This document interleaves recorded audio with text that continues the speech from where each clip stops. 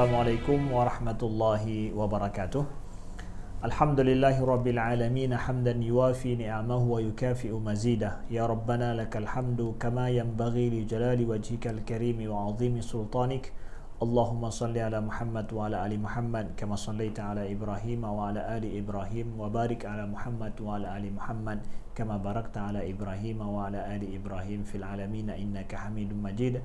Subhanaka la ilma lana illa ma 'allamtana innaka antal alimul hakim. Allahumma 'allimna ma yanfa'una wanfa'na bima 'allamtana wa zidna ilma. Rabbana la tuzigh qulubana ba'da idh hadaitana wa hab lana min ladunka rahmah innaka antal wahhab. Ikhwati fillah, saudara-saudaraku seiman dan seakidah yang dirindukan oleh Rasulullah sallallahu alaihi wasallam. Selanjutnya, hari ini kita akan bicara tentang rukun iman yang selanjutnya yang wajib kita beriman, yaitu beriman kepada hari akhirat. Allah Subhanahu wa taala dalam Al-Qur'an di awal-awal surat Al-Baqarah, Allah menyebutkan sifat-sifat daripada orang mukmin yang beriman kepada Al-Qur'an. Siapa mereka? A'udzubillahi minasyaitonirrajim. Bismillahirrahmanirrahim. Walladzina yu'minuna bima unzila ilaika wa ma unzila min qablik wa bil akhirati hum yuqinun. Yaitu mereka-mereka yang meyakini yang beriman ya, dengan apa yang telah kami turunkan, yang diturunkan kepadamu dan juga yang diturunkan kepada orang sebelummu, ya, yang diturunkan sebelummu, dan mereka meyakini akan adanya hari akhirat. Wabil akhirati hum yuqinun. Beriman kepada para anbiya, kepada kitab-kitab yang diturunkan kepada Nabi Muhammad dan kitab-kitab sebelum Nabi Muhammad, kemudian mereka beriman dengan hari akhirat.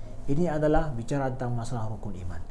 Jadi adanya hari akhirat itu adalah keimanan seorang muslim ya, yang sangat fundamental sekali. Dan ini adalah merupakan kekhususan syariat, kekhususan daripada keimanan Islam, bicara tentang masalah hari akhirat. Adanya hari setelah dunia ini akan ada nanti hari pembalasan, hari lain, akan ada nanti dunia lain, ya, alam lain yang kita sebut dengan alam akhirat, yang wallahu a'lam kita tidak tahu masalah alam itu kecuali melalui pemaparan daripada Al-Quran dan daripada hadis Nabi sallallahu alaihi wasallam. Kenapa adanya keimanan terhadap hari akhirat? Secara logikanya adalah sesungguhnya Allah Subhanahu wa taala ketika memberikan kebebasan kehendak bagi manusia, maka setiap manusia wajib bertanggungjawab terhadap segala amalan yang dia lakukan.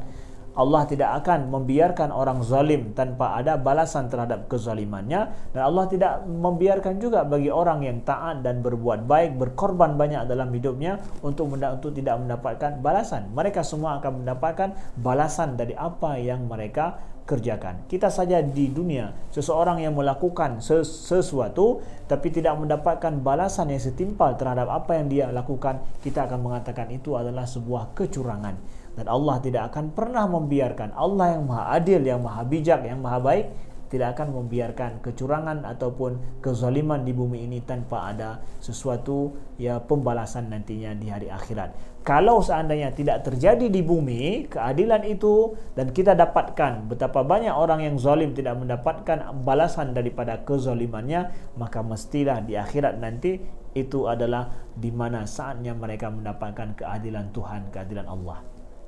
Kalau saat kita haus menunjukkan adanya air, walaupun tidak ada air di depan mata kita, tapi yakin itu ada air, begitu pula pada saat kezaliman tanpa ada keadilan di bumi ini terjadi, mesti ada hari nanti, hari pengadilan nantinya suatu saat. Maka saudaraku yang dimuliakan Allah, kita seorang muslim wajib beriman betul-betul hari akhirat itu adalah ada dan benar akan terjadi sesuai dengan dipaparkan oleh Allah di dalam Al-Quran dalam banyak ayat sekali. فَمَنْ يَعْمَلْ مِثْقَالَ ذَرَّةٍ خَيْرًا يَرَهُ وَمَنْ يَعْمَلْ مِثْقَالَ ذَرَّةٍ شَرًّا يَرَهُ. Barang siapa yang berbuat kebaikan walaupun sebiji zarah kecil sekalipun, dia akan melihatnya, kata Allah. Dan siapapun nanti berbuat amal kejahatan walaupun sebiji zarah sekalipun kecilnya, dia akan melihatnya pula. Kapan? Nanti di hari akhirat. Siapa yang mengingkari akan adanya hari akhirat, maka dia keluar daripada Islam, kafir, karena ini adalah rukun iman yang paling esensi di dalam keimanan dan bangunan Islam itu sendiri. Nah, saudaraku yang dimuliakan Allah, dimulai dengan bicara masalah akhirat dimulai dengan adanya kematian. Siapa yang tidak percaya akan adanya kematian? Semua kita percaya akan adanya kematian. Percaya tidak percaya, suatu saat kita akan melihat orang di sekeliling kita banyak yang telah meninggal.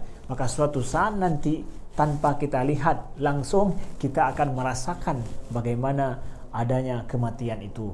Ya, mudah-mudahan Allah menuliskan kita husnul khatimah semuanya yang mendengarkan ini, begitu juga yang orang-orang yang kita sayangi bersama dengan kita.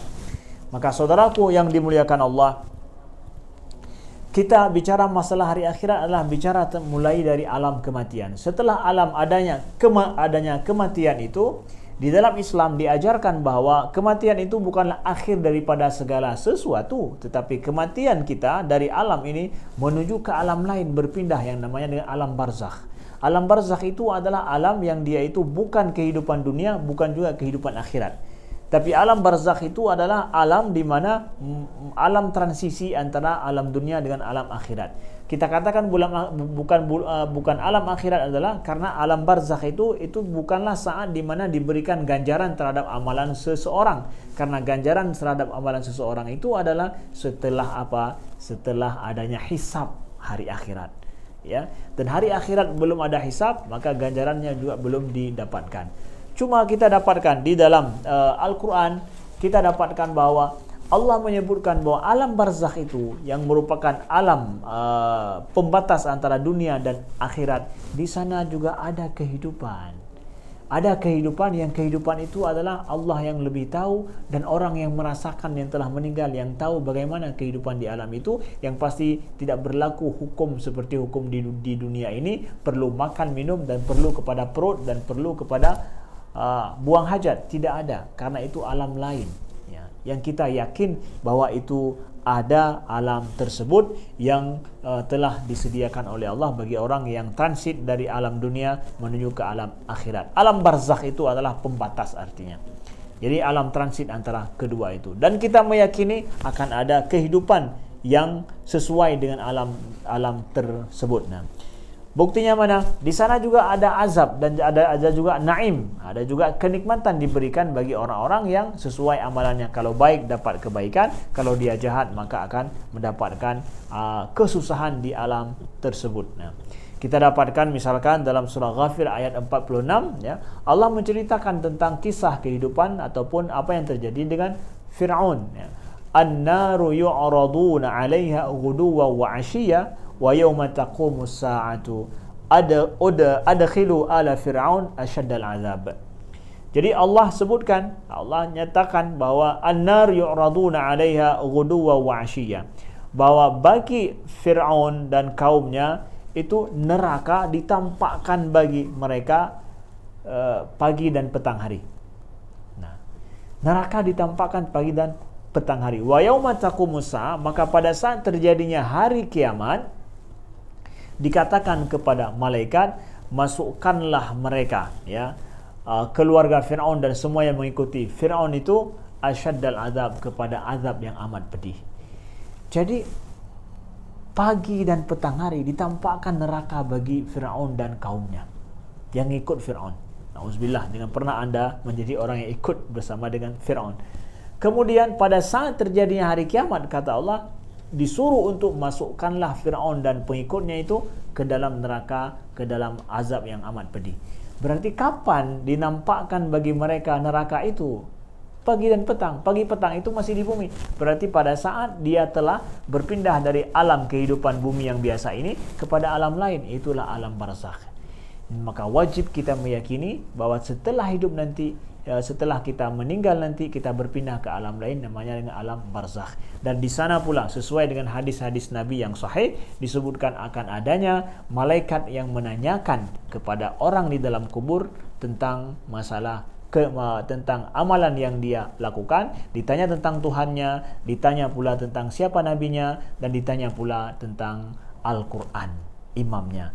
Kalau dia bisa menjawab itu dengan amalan yang dia lakukan, dengan imannya, dengan mengamalkan sunnah Nabi, dan juga dengan dia mengamalkan Al-Quran dalam hidup, dia akan mudah menjawabnya. Dengan demikian dia akan selamat mendapatkan kenikmatan pada kehidupan alam barzakh tersebut. Akan ada di sana nantinya pertanyaan dua malaikat di alam kubur, dan ada di sana juga azab kubur. Jadi kita mengimani itu karena apa? Itu disebutkan dalam Al-Quran dan dalam banyak hadis Nabi Sallallahu Alaihi Wasallam, dan itu adalah bagian perjalanan awal daripada kehidupan akhirat, berpindah dari alam dunia ini. Mudah-mudahan Allah jadikan kita husnul khatimah dan dijadikan kita termasuk orang-orang yang mampu untuk menjawab daripada pertanyaan malaikat nantinya, dan termasuk kita orang-orang yang mendapatkan syafaat Nabi kita Muhammad sallallahu alaihi wasallam. Terima kasih. Wallahu alam wa nisbatul ilmi ilahi aslam. Wassalamualaikum warahmatullahi wabarakatuh.